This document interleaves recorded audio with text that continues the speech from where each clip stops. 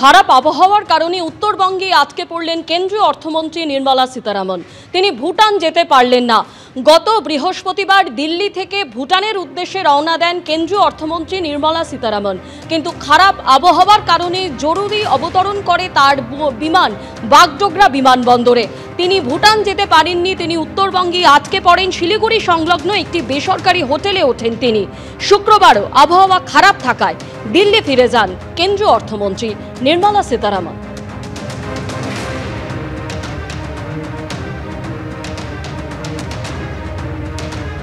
খারাপ আবহাওয়ার কারণে উত্তরবঙ্গে আটকে পড়েন নির্মলা সীতারামন। ভুটান না যেতে পেরে ফিরে গেলেন দিল্লি। বৃহস্পতিবার দিল্লি থেকে ভুটান রওনা দেন কেন্দ্রীয় অর্থমন্ত্রী, কিন্তু খারাপ আবহাওয়ার কারণে বাগডোগরা বিমানবন্দরে জরুরি অবতরণ করে তার বিমান। শিলিগুড়ি সংলগ্ন এক বেসরকারি হোটেলে ওঠেন তিনি। শুক্রবারও আবহাওয়া খারাপ থাকায় দিল্লি ফিরে যান কেন্দ্রীয় অর্থমন্ত্রী নির্মলা সীতারামন।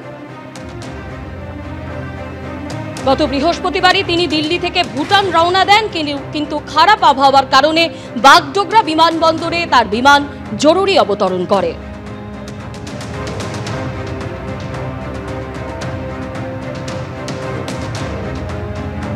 টেলিফোনে রয়েছেন আমাদের প্রতিনিধি সনদ ঝা। সনদ, একেবারেই আজকে পড়েন কেন্দ্রীয় অর্থমন্ত্রী, তিনি ভুটান যেতে পারলেন না।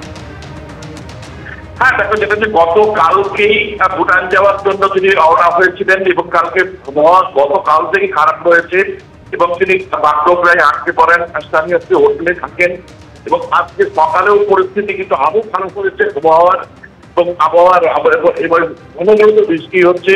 আর সকালে তিনি এখান থেকে দিল্লি ফিরে যান এবং যে অনুষ্ঠানের জন্য আসছিলেন পুরোটাই বাতিল করা হয়েছে এবং যেহেতু আজকের পরিস্থিতি আরো খারাপ রয়েছে, কোনোভাবেই যাওয়া সম্ভব ছিল না ওয়েদার রিপোর্ট তাই বলছে, যে কারণে তিনি আজকে সকালেই কিন্তু দিল্লি ফিরে যান। ধন্যবাদ সনদ।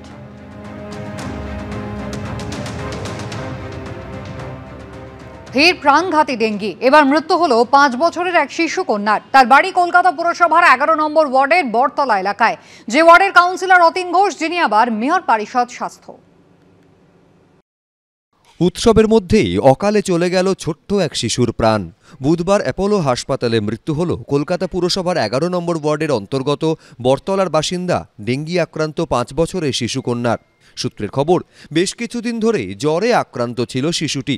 প্রথমে তাকে উত্তর কলকাতার ডিভাইন নার্সিংহোমে ভর্তি করা হয়। সেখানে ডেঙ্গি NS1 পজিটিভ ধরা পড়ে। এরপর অবস্থা সংকটজনক হওয়ায় তাকে নিয়ে আসা হয় অ্যাপোলো হাসপাতালে। বুধবার এখানেই মৃত্যু হল শিশু কন্যার। এই হাসপাতালে তাকে সিসিইউতে রাখা হয়। তার ততক্ষণে শরীরের ভেতরে রক্তক্ষরণ শুরু হয়ে গিয়েছিল। চিকিৎসকদের সূত্রে জানা যাচ্ছে যে তার ইন্টারনাল ব্লিডিংয়ের পাশাপাশি ডেঙ্গি শক সিন্ড্রোম ছিল এবং পরীক্ষায় দেখা যায় যে তার শরীরে ডেঙ্গি সংক্রমণ রয়েছে। 28 তারিখে ভর্তি হলেও 29 তারিখ সকালে তার মৃত্যু হয়। চিকিৎসকরা জানাচ্ছেন যে অত্যন্ত সংকটজনক অবস্থায় এখানে সে এসেছিল এবং সব চেষ্টা করা সত্ত্বেও তাকে বাঁচানো যায়নি। ভর্তি হওয়ার ওই 12 ঘন্টার মধ্যেই বাচ্চাটি মারা যায়। Dengue, severe dengue shock syndrome, multi organ dysfunctions ছিল, প্রচুর ব্লিডিং ছিল, সেটাই শুনেছি। তো এবছর কিন্তু দুটো জিনিস খুব স্ট্রাইকিং বলে মনে হয়েছে আমার। প্রথম কথা যে ডেঙ্গি কেসেসের সংখ্যা কিন্তু বেশ কম। আমরা খুব কম সংখ্যক ডেঙ্গি পাচ্ছি। জেনারেল ওয়ার্ডে বা আউটডোরেও কিন্তু ডেঙ্গি কেসের সংখ্যা কম। ইভেন আইসিইউতেও আমরা খুব কম ডেঙ্গি পাচ্ছি, কিন্তু সেই কমের তুলনায় যেন মনে হচ্ছে মৃত্যু হারটা একটু বেশি। কলকাতা পুরসভার 11 নম্বর ওয়ার্ডের কাউন্সিলর অতীন ঘোষ। একাধারে তিনি কলকাতা পুরসভার ডেপুটি মেয়র, অন্যদিকে স্বাস্থ্য বিভাগের মেয়র পরিষদও।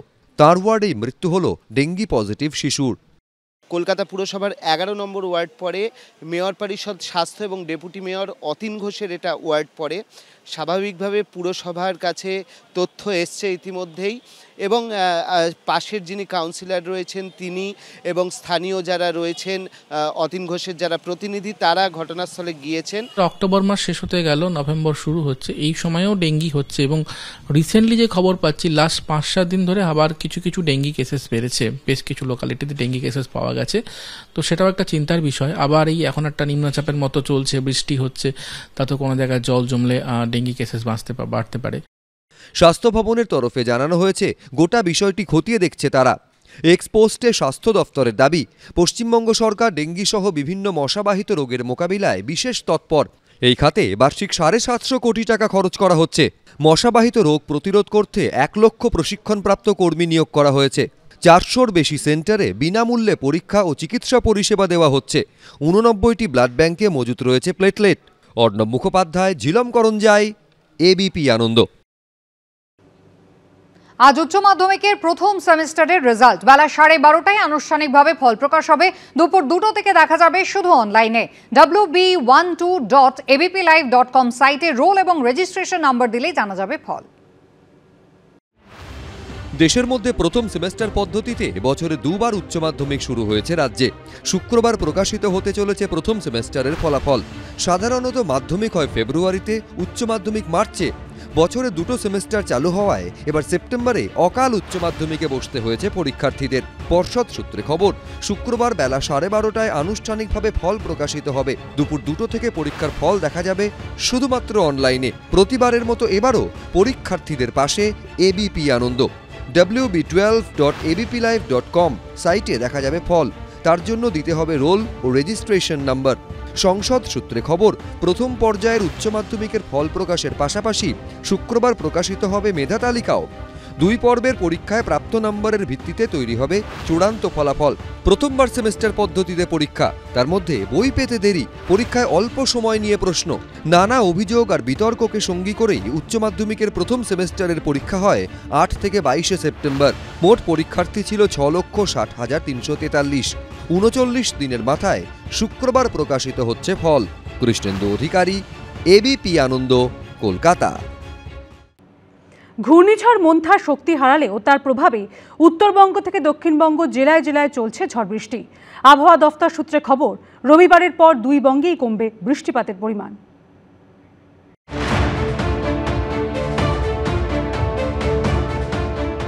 মন্থার দাপটে বেসামাল দক্ষিণ ভারত। ঘূর্ণিঝড়ের জেরে অন্ধ্রপ্রদেশে মৃত্যু হয়েছে 3 জনের। অন্ধ্রপ্রদেশের মুখ্যমন্ত্রী জানিয়েছেন, ঘূর্ণিঝড়ের ফলে অমরাবতীতে ক্ষতিগ্রস্ত হয়েছে প্রায় 87,000 হেক্টর জমির ফসল।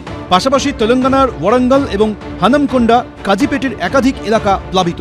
প্রশাসনের তরফ থেকে ড্রোনের মাধ্যমে ত্রাণ সামগ্রী পৌঁছে দেওয়া হচ্ছে দুর্গত এলাকায়। নৌকায় করে মানুষকে নিরাপদে সরিয়ে নেওয়া হচ্ছে। ঘূর্ণিঝড় মন্থা শক্তি হারালেও তার প্রভাবে বাংলায় উত্তরবঙ্গ থেকে দক্ষিণবঙ্গ জেলায় জেলায় চলছে ঝড় বৃষ্টি।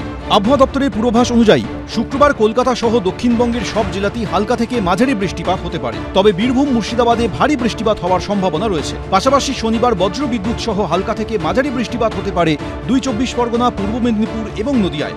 দক্ষিণবঙ্গে আজকে এবং কালকে প্রায় সমস্ত জেলাতেই প্রায় সর্বত্রই হালকা থেকে মাঝারি বৃষ্টিপাত হওয়ার সম্ভাবনা রয়েছে।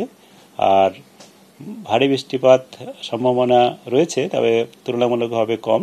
এখানে পুরুলিয়াতে আজকে ভারী বৃষ্টিপাত 1-2 জায়গায় হতে পারে। আগামীকাল ভারী বৃষ্টিপাতের সম্ভাবনা বীরভূম, মুর্শিদাবাদ জেলায় কিছুটা রয়েছে।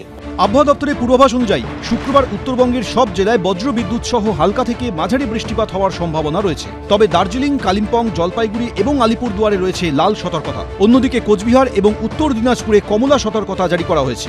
আবহাওয়া দপ্তর বলছে, দক্ষিণ দিনাজপুর এবং মালদায় ভারী বৃষ্টিপাতের সম্ভাবনা আছে। এর সঙ্গে উত্তরবঙ্গের বিভিন্ন জেলায় 30 থেকে 40 কিলোমিটার বেগে ঝোড়ো হাওয়া বইতে পারে।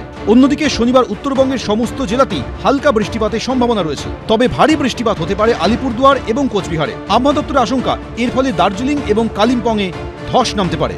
রবিবারের পর 2 বঙ্গেই কমবে বৃষ্টিপাতের পরিমাণ। ময়ূর ঠাকুর চক্রবর্তী, ঐশী মুখোপাধ্যায়ের রিপোর্ট, এবিপি আনন্দ।